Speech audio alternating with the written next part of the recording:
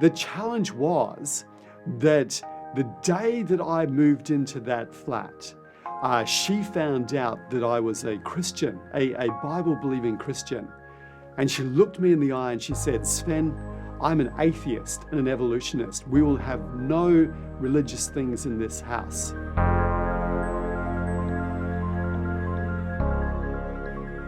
After finishing my PhD in computer networking, I'd applied for jobs around the world, in Melbourne, in London, Nice in France, and also Cambridge as well. So my role was working for the Marconi Research Labs in Cambridge University. It was this big, large-scale optical networking challenge that I had, but I also had this opportunity to explore England for myself. I was having the time of my life, that I got to a point where I was feeling a little bit kind of squashed. I missed the space that I had back in New Zealand, where my family was from. I wish I could just have a little bit more room. I found a place where I could go and just live and relax a little bit more. And when I went to meet the landlady there, Jane, who also lived in the house, my interest was confirmed. The challenge was that the day that I moved into that flat, she found out that I was a Christian, a Bible-believing Christian. And she looked me in the eye and she said, "Sven, I'm an atheist and an evolutionist. We will have no religious things in this house."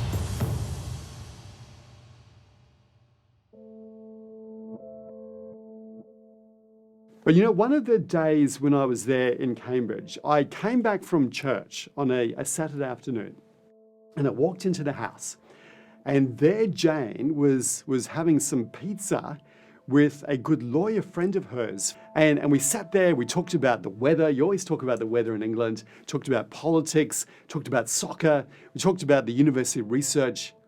And then finally, Valerie looked me straight in the eye and she said to me, "Sven, where is the evidence that God exists?" And I was shocked. You know, we'd been talking about soccer and weather, and now she'd asked me, where is the evidence that God exists? Such a transition. And I scratched my head. I thought, what do I say? And I finally said, well, you look at the life of Jesus. He was a carpenter for 30 years, lived in a carpenter's home. And for 3.5 years, he had this public ministry, changed the world. He started this movement, a religious faith, which has become to be arguably the largest faith in the world. And she looked at me and she said, "Sven, that's not proof, that's not even evidence." And I was shocked. I was so embarrassed and ashamed. And you know, that night I thought to myself, you know, I really need to know what I believe in.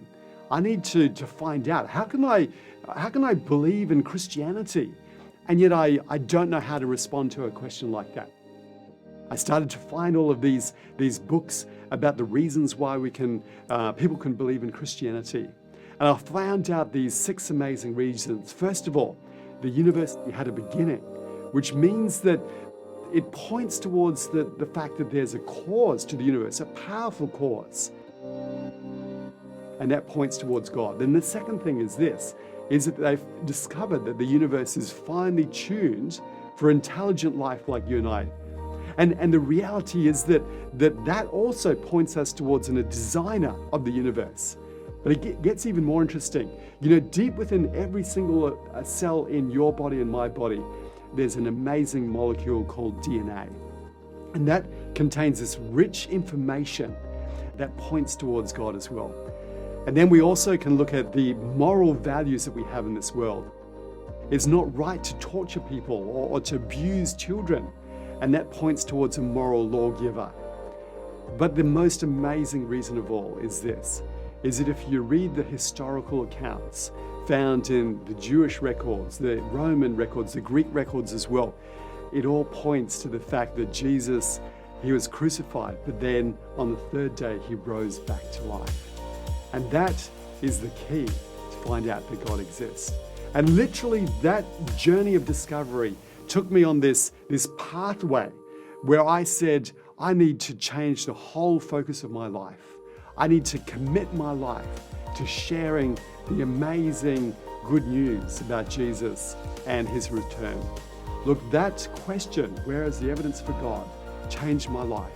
And if you'd go on that journey too, I know it can change your life as well.